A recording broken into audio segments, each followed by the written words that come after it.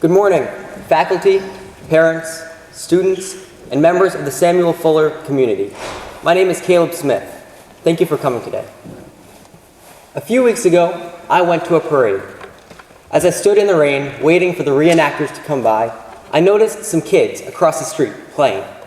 But as they played, I realized that they did not think they were playing at all. No, to them, they were at war. With sweat pouring from their heads and wooden guns clutched between their fingers, they did battle with the British soldiers. When I saw the redcoats the kids were fighting, I was shocked because they were not soldiers at all. In reality, they were just old men marching in the parade, but not to the kids. What struck me as odd was that the old men seemed to have no idea what the kids were doing and were bothered by the children. Did they not know that the kids were just playing? Do they remember what play is? So I ask you, do you remember what play is? Children have played for as long as children have been around. Neolithic toys and Egyptian paintings of children at play show that a very high value has been placed on play throughout history. With regard to its relation to education, writings dating back to Aristotle discuss the issue. On the subject of play and education, Aristotle writes, "The education of the body must precede that of the mind." This basic understanding of the issue has had a presence in the realm of education for millennia and has shown itself to be a more pressing issue in modern times, especially in the United States. The creation of public schools in America brought the issue back into the limelight, since schools were now deciding how to give kids a break, or recess, from the day's work. Recess has gone through many changes since, and has taken a hit in recent years due to increased standardized testing. The role of recess, a scheduled break for students during the school day, has been devalued greatly over the past few decades. The most significant hit came with the enactment of No Child Left Behind in 2001, a federal act to attempt to reduce inequity in schools through federal funding. The trouble is that to determine how much funding should be allocated to schools, standardized tests were issued to students. To prepare for these tests, schools began increasing classroom time, which ate into the scheduled recess time. While the No Child Left Behind Act is no longer fully active, its lasting effects still linger. As of 2014, 83% of schools provided recess for at least one grade, compared to 97% in 2006. In addition, even though more than 80% of districts claim to provide daily recess, a 2014 analysis conducted by the CDC revealed that 60% of districts had no policy regarding daily recess for elementary schools, and that only 20% mandated daily recess. These show how recess is becoming more and more a thing of the past in schools. This thesis is looking into the benefits of recess for the student. To get an accurate understanding of what recess is, we must understand what play is, since play is the very core of recess. Defining play is a surprisingly difficult task, but here play will be defined this way: activities children engage in solely for having fun and not for a specific purpose. The benefits of play will be explored later on, and they are summed up here in the following terms: cognitive benefits and social benefits. The cognitive benefits of play refer to a student's proficiency in the classroom. Social benefits refer to the student's relationship with others. These terms will be used frequently throughout this thesis, so it is important to understand how they are being used in this context. The issue at hand is crucial. Schools serve as a training grounds for the next generation, to prepare their mind for the things to come. It is important that those who have the power to influence the education of children use their influence for the benefit of children, to ensure they are growing in a healthy way, or a healthy and strong way. To understand the significance of recess in this process of growth is of the utmost importance to you, the audience, so that you can make efforts to reintroduce and encourage play in schools. The crisis of the loss of recess is dire, but thankfully it has not gone unrecognized. Quite the opposite. Parents all across the nation are making pushes to reincorporate recess into the school schedule. A great step in the right direction is a program run by Texas Christian University called the LINK Project, which has already proven effective. The LINK program seeks to improve student development by instituting 1 hour of free play for students each day. The measures may seem drastic, but it has already proven beneficial. The LINK project has reported a 40% reduction of disruptive classroom behaviors and 12,000 plus students more physically active because of the program. Hopefully, schools will begin to adopt similar policies to ensure that students have the necessary time to play, proper for growth. However, it is still up to parents and teachers, and all who place stock in the next generation, to advocate for the well-being of the youngest and most vulnerable in society. This thesis argues that recess must be increased in schools because of the social and cognitive benefits it has for the child. The development of the child in both aspects will lead to a healthier, smarter, more well-rounded student altogether, and that is the goal of education. The first benefit of increased recess is that children will develop socially. In other words, they will be able to better express themselves, interact with others, and cooperate in a healthy way. To see an example of how recess affects children socially, look at the writings of Anthony Pellegrini, a former professor of educational psychology at the University of Minnesota, who has had significant impact on the field. With regard to a game of tag, Pellegrini states, "The children realize that in order to sustain their chase play with peers, they must take turns being the chaser or the chased. If they refuse to change roles, the game ends." This reciprocating role is a powerful predictor of the ability to cooperate and view events from different perspectives. You see, if every child demanded their own way with a game, there could be no game, because every child wants something different.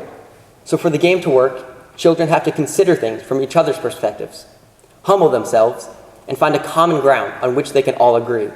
This common ground becomes the rules of the game. This process happens naturally, and understanding rules is obviously crucial to education. The children have created the rules. Now they just need to follow them. This is where the other concept Pellegrini discusses comes into play: cooperation. The children playing a game realize that if they want the game to succeed, they have to follow the rules. Otherwise, if the children refuse to follow the rules, the game will fail. So the children learn to work together and follow the rules so they can play. The failure that comes from an inability to cooperate is a new concept that children grasp from play. The constant threat of failure that looms over their heads proves enough to convince the children to cooperate. These are the first social benefits of recess: the creation of rules and cooperation. Of course, the truth of the matter is that when kids make rules to games, it almost always ends with some level of carnage. Though it seems like this is harmful to the student's growth, conflicts like this are actually beneficial to the student. Dr. Pellegrini shows in what way these arguments help students. Recess can encourage open discussion, for children are more likely to disagree with one another at recess than in the classroom. During recess, children learn to solve problems, resolve conflicts, and negotiate without adults intervening. What Pellegrini argues is an extension of the idea of perspective mentioned earlier. Children need to learn to work out issues with others if they hope to succeed in life. This type of problem solving is not something that children can study in the classrooms. It has to be practiced, and it has to be in the heat of the moment. Arguments in real life are unstructured and unpredictable, so children need their playground arguments to be the same. A classroom cannot accommodate this, because a classroom is designed to be calm and controlled. This is very important, but not here. Here, children need to face conflicts head-on and learn best how to solve conflicts and negotiate. These are the second social benefits: resolving conflicts and negotiation. There is a theory of play introduced by Joseph Lee, the father of the modern playground movement, that ties this all together very nicely. The theory divides childhood into 4 age groups based on what type of play that these children naturally do the most. Watch what happens when children become school-aged. Children begin life by copying what they see around them through mimicking and playing pretend. Then, between the ages of 6 and 11, they enter into what Lee titles the big engine age. There's a drastic increase in social behavior during this time. This stage is described as children leaving dramatic play for reality.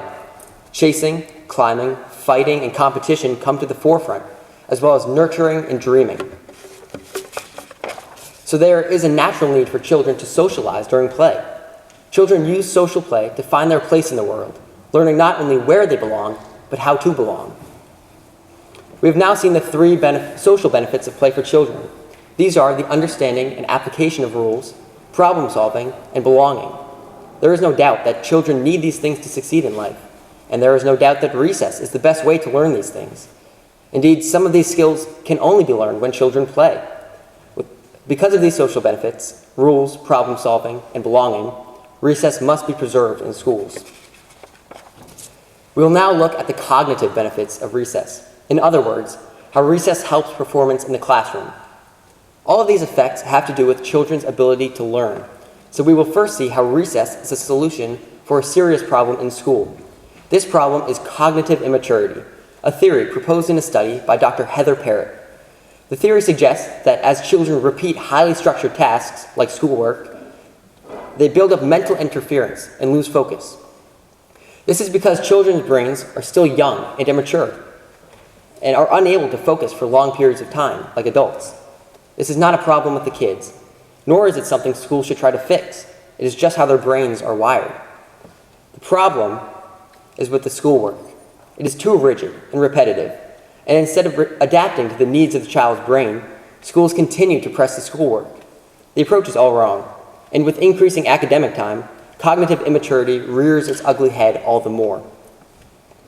The solution is recess. According to Dr. Parrott, schools can do little to hasten the maturation of attentional skills in primary school children, but they can organize school schedules to provide daily recess and playful break times with peer interactions to maximize primary children's cognitive performance.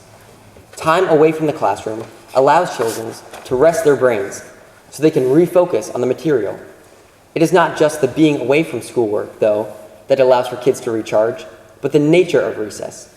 Remember that recess is meant to be organic and free-flowing, which is diametrically opposed to curriculum. The child thrives off of recess because it counteracts the highly structured curriculum and allows the child to put all of his or her energy back into learning after the bell rings. To substantiate this claim, the University of Illinois conducted a study that demonstrates play's benefits to cognition. In the study, a group of children were asked to each take a cognitive test. Afterwards, the volunteer children were divided in half, some for an after-school exercise/play program, the other half for a control group. For a whole academic year, the children in the exercise program played freely after every school day, while the control group went through a normal school routine, which would have featured significantly less recess. At the end of the school year, the participants were asked to retake the cognitive test they took at the beginning of the study. The researchers found that the youngsters in the exercise group displayed substantial improvements in their test scores. According to this study, there seems to be a direct link between play and cognition. More than just preventing mental blockage, it seems play almost makes children smarter. According to the researchers, if you want students to do well in reading and math, make sure that they also move. The results from the research are clear. What is not yet clear is why. After all, can we be sure that it is just play that is improving cognition? What about play gets these results? These questions are answered by researcher Rachel Parker. Quote, "Neuroscientists have discovered that the prefrontal cortex of the brain is refined by play, and play stimulates the production of a protein responsible for the differentiation and growth of new neurons and synapses. Conversely, play deprivation negatively affects brain development and problem-solving skills. The prefrontal cortex is the part of the brain that deals with cognition, the regulation of emotion, and expression. Coincidentally, all that we have discussed. Play grows these areas of the brain, essentially making the brain smarter. Play also creates new neurons and synapses, the pathways that the brain uses to communicate. More of these essentially mean more communication in the brain, again, making you smarter. This is a wonderful process, and a smarter brain is obviously important for students, and it only happens through play. Sadly, this is not the case in schools. What we are dealing with is expressed in the last study. Play deprivation, quote, negatively affects brain development and problem-solving skills. We are dealing with play deprivation. According to these scientists, what results from this is not just a lack of brain development, but negative brain development. In other words, not letting kids play is harmful to their brains. Just as with play, refinement of the brain brought with it, just as with play, the refinement of the brain brought with it all sorts of benefits, so also without play, the brain is unrefined, and all those benefits are removed. With all this in mind, there is no doubt that schools must preserve recess. This is easier said than done. The dissent that this position receives is not ideological, but practical. Most people agree that recess is good for children, but putting it into practice is a problem. Nicole Sullivan expresses these concerns. Quote, "With the numerous standards that teachers are required to teach their students, the school day is not long enough to fulfill these requirements. When a school district is required to have a minimum of 3 hours and 10 minutes of instruction in a subject area, something has got to give." The big issue is increased academic standards, and as these requirements from governments go up, schools have to teach children more and more to meet them. Since recess is not strictly academic time, it often gets the boot. Schools deserve sympathy since they have such a pressing criteria to meet, but removing recess is not the right solution. Schools that remove recess from schedules ignore the limited abilities of their students and end up inhibiting their learning by adding more class time. Remember the idea of cognitive immaturity. Children are only able to take so much before they build up walls and stop learning. Remember also how short a child's attention span is. At first, you may draw the conclusion that if teachers are teaching more material, then students are learning more material. But after the first hour or so without a break, students stop focusing. They are not able to. But if kids are allowed recess, they can regain focus and break down their mental blockades. Sure, they are not in class for as much time, but the time that they are in class is far more productive. The issue at its core is time. Schools are pressed for time and cannot afford much time for leisure, let alone a whole chunk of the day dedicated to recess. For many schools, there is no getting around the standardized testing and higher academic requirements that push them to the point of eliminating recess. At the same time, to remove recess would be as debilitating to the student as removing mathematics. It is indispensable, so schools need to come up with creative ways to reincorporate recess into the schedule. The goal is to give students as much time as possible to play. If setting apart a whole hour of the day for a break is too much, perhaps kids could be allowed smaller portions of time between classes. Many teachers can attest to the fact that just letting kids run a lap before class can be enough for them to focus. What if students even had time during class to move? After all, the Greeks used a similar method while they learned, called skole.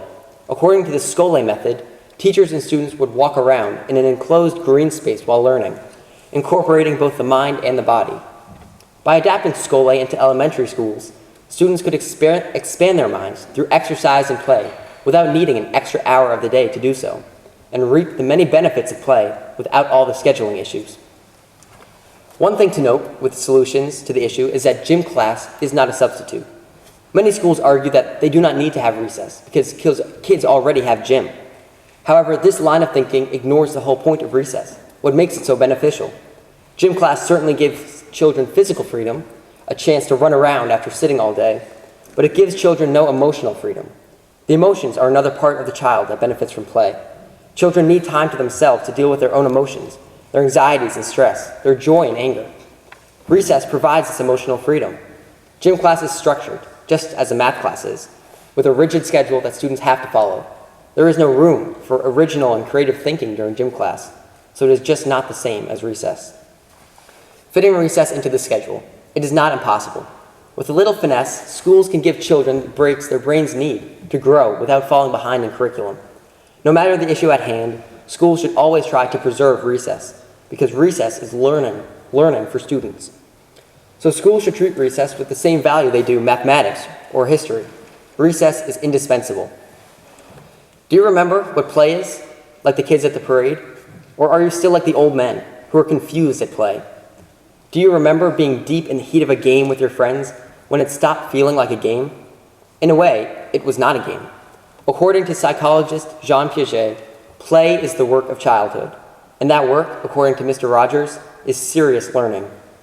This thesis argues that recess should be increased in schools because of the overwhelming social and cognitive benefits it has for the child. First, we saw that recess benefits children socially by helping children understand and apply rules, grow in their problem-solving abilities, and learn to belong. We then saw that play has benefits for children cognitively. Recess proves an effective way for children to overcome mental blockades, and it actually makes children smarter through the refinement of the brain and the growth of new neurons and synapses. These are the arguments for increased recess in school, and hopefully you have been convinced of how play is crucial for children. So what do we do with this? There are a few main applications. To teachers and school administration, Try to re-implement play into your school schedules. This does not have to be simply blocking out a portion of the day for recess. By thinking creatively, you can incorporate play throughout the day. Perhaps give students a few minutes between classes to run around, or take your class to the hallway and teach while you walk. This way, kids could get their energy out without having to lose part of the day. Regardless of how you do it, make an effort to give children the time they need to play. To anyone who works with children, parents included, this thesis applies to you too. The children in your life need to grow, and they depend on you to give them the time to do so. So I urge you to give them that time. Let them play. Let children have time to themselves and time with each other so they can do what they want. Loose their minds from the rigidity of daily schedules and schoolwork so their minds can soar and they can reap all the benefits play has to offer. Let them play. And if you are a child, if you have any youth left in you at all, I urge you to play. There is so much in this life that is constantly vying for your attention. So many things to do in so little time. But all of that can wait. In fact, all of that should wait. Right now, the most important thing for you is to play, because the more you play, the more you grow. The rewards, as I hope you have seen, are abundant. These rewards are a gold mine, but the gold will not come freely. You have to work for it. In fact, it may be some of the hardest work in your life. But of course, for children, work is play. Thank you.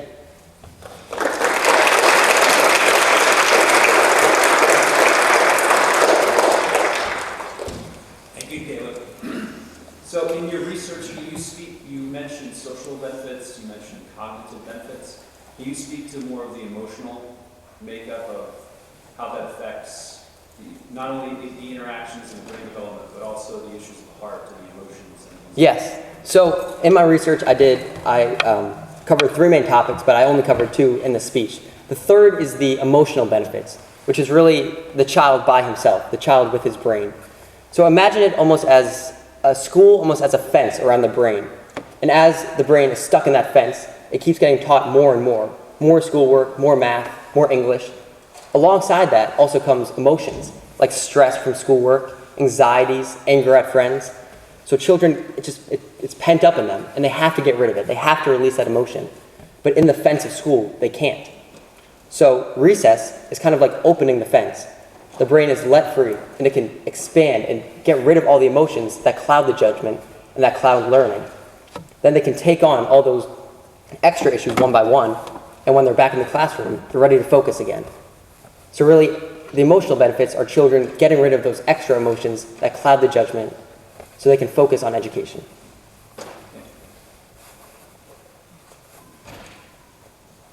So how much recess would be considered enough for K through 12? Do you have thoughts on that, or How long is the school day? How many hours do I have? No, really, I couldn't find, the more I researched, there really was no specific number that it gave me. It just seems almost, I guess on a graph, it would be just a straight line up. The more you play, the more you learn. It didn't seem like it has to be 1 hour a day or 2 hours a day. I referred to the Link project, which is giving kids 1 hour of play a day. That's not mandatory. It really is just as much time as you can offer them. Schedules are tough and are really just packed tight with learning. But if you can afford any time, it's always a benefit. So the more the better. So you brought up, I can't remember your exact phrasing, so it's curriculum diametrically opposed to play, and how play is the biggest, or maybe just a big way for cognitive growth. So this is related to Carl's, I guess, too, but so when I was student teaching, I was at a school where the students basically got to choose the whole day what they wanted to do. And they had different tasks, but there was some structure that they would check off things, but what would you say? Would you say that there is benefits to a structured curriculum time for the day, or would you say that needs to be changed? I think, thank you first. I think absolutely there are benefits for a structured and rigid school day. I think in all society we need structure and rigidity so we can make progress. If people were allowed to do whatever they want, whenever they wanted, we couldn't function as a society. And even though the child's brain is natural and I guess naturally hates structure like that, you have to learn to adapt to that. So as a society we can function together. So I think while recess is practice for life, a structure like that can also be practiced for real life.